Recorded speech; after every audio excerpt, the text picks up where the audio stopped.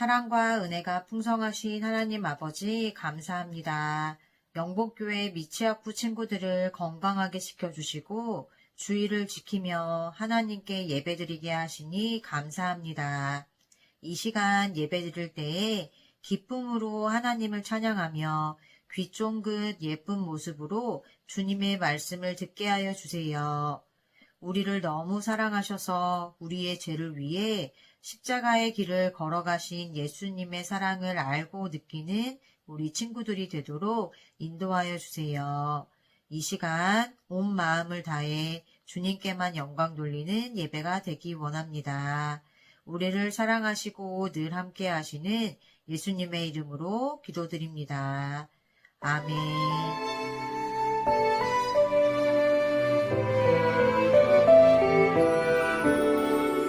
드리고 싶어요. 온 마음 모아서 드리고 싶어요. 사랑을 담아서 나의 삶 하나하나 꼭 눌러서 드리고 싶어요. 나의 주님께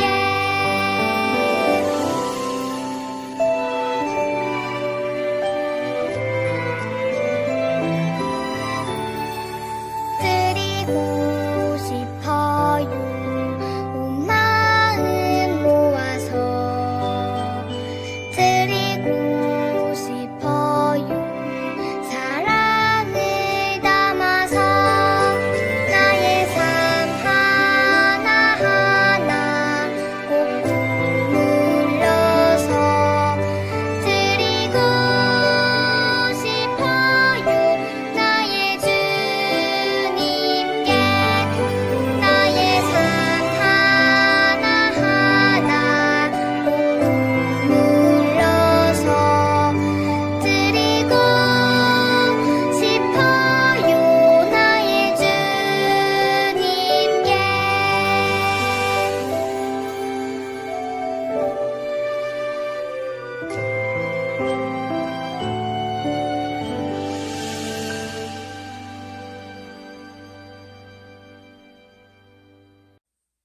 하나님 중심으로 살아가요.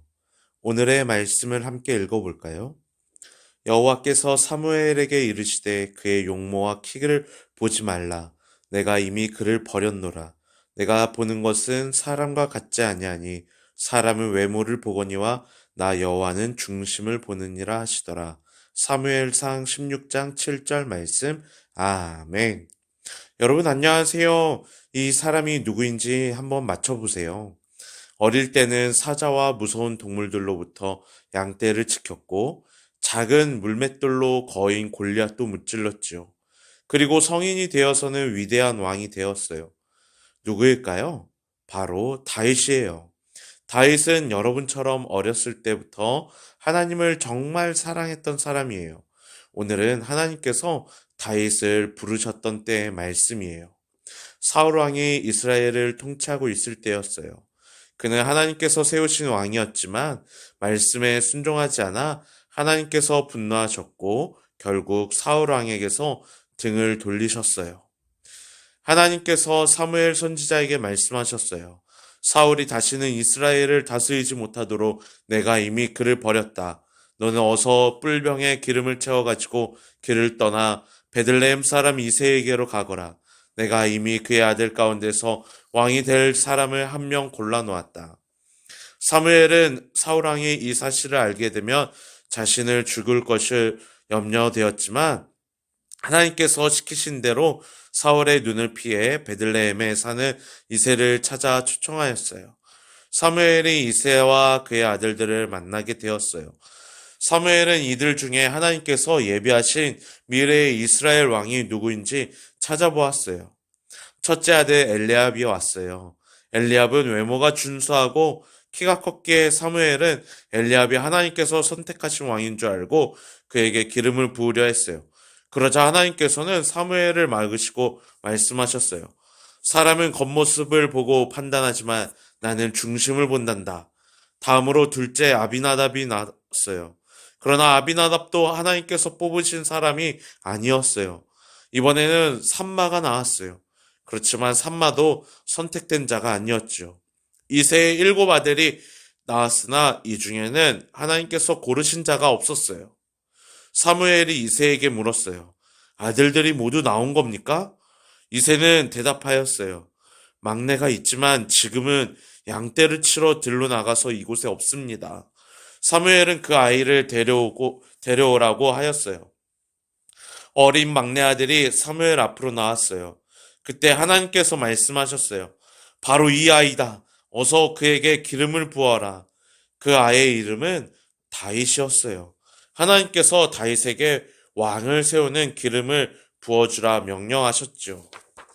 사무엘은 기름이 담긴 뿔병을 들고 그의 형들이 둘러선 가운데서 다윗에게 기름을 부었어요. 그러자 하나님의 영이 그날부터 계속 다윗과 함께 하셨어요. 다윗은 양떼를 지키는 평범한 일을 하는 어린아이였지만 아무리 큰 키와 무기로 위협을 하는 골리앗일지라도 하나님의 이름을 더럽힌 자는 결코 용서할 수가 없었기 때문에 용기 있게 물맷돌을 던졌지요. 또한 하나님을 찬양하며 악기 연주와 시로서 경배하는 것을 좋아할 만큼 하나님을 사랑하며 살아갔어요. 이새의 가장 어린 막내 아들이 하나님의 선택을 받아 사무엘을 통해 기름 부음을 받았어요.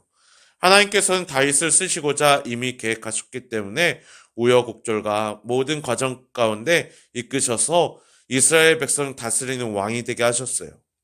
그리고 다윗은 왕이 되어서도 하나님을 향한 마음을 바꾸지 않고 더욱 정성과 최선을 다해 하나님께 영광을 올려드렸어요. 하나님께서 어떤 기준과 생각으로 다윗을 불러 앞으로 쓰실지 계획을 하셨을까요? 다른 형제들과는 달랐던 다윗의 모습은 어떤 모습이었을까요? 바로 하나님을 중심으로 살아가야 하는 거예요. 사람은 외모를 보거니와 나 여호와는 중심을 보느니라 하시더라. 이 말씀에 하나님께서 다윗을 선택하신 이유가 담겨 있어요. 다윗의 중심이 하나님의 마음을 흡족하게 하였기 때문에 왕으로 부르셨고 항상 함께 해주셨어요. 여기서 중심이라는 것은 우리의 관심과 기준이 어디에 있는지 스스로 점검해 보면 알 수 있어요. 하나님보다 다른 것을 더 사랑하고 예배드리는 것보다 다른 것이 더 즐겁다면 그것을 중심이 하나님에게 있지 않다는 것을 의미하는 거예요. 우리 마음의 중심에 하나님을 먼저 두는 것은 우리의 힘만으로는 힘들 수 있어요. 생각과 시선과 행동이 벗어나지 않도록 힘쓰되 기도로서 그 힘을 달라고 구해야 해요. 언제나 하나님 중심으로 살아갈 수 있는 우리 영복교회 미치학부 친구들이 되기를 간절히 축원합니다. 우리 함께 기도합니다. 사랑의 하나님, 오늘도 우리에게 말씀을 주셔서 감사합니다. 다윗을 부르신 하나님, 우리를 부르셔서 하나님의 일에 사용하여 주세요. 우리도 날마다 하나님을 찬양하고 경배하며 사랑하는 모습으로서 하나님의 마음을 기쁘시게 하여 살아가게 해주세요. 예수님의 이름으로 기도합니다. 아멘.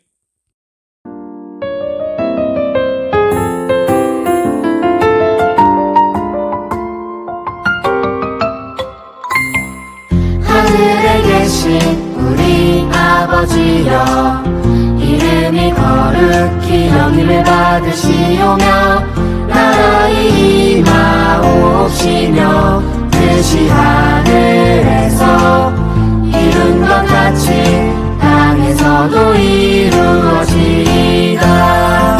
오늘날 우리에게 일용할 양식을 주옵시고 우리가 우리에게 죄 지은 자를 사하여 준 것 같이 우리 죄를 사하여 주옵시고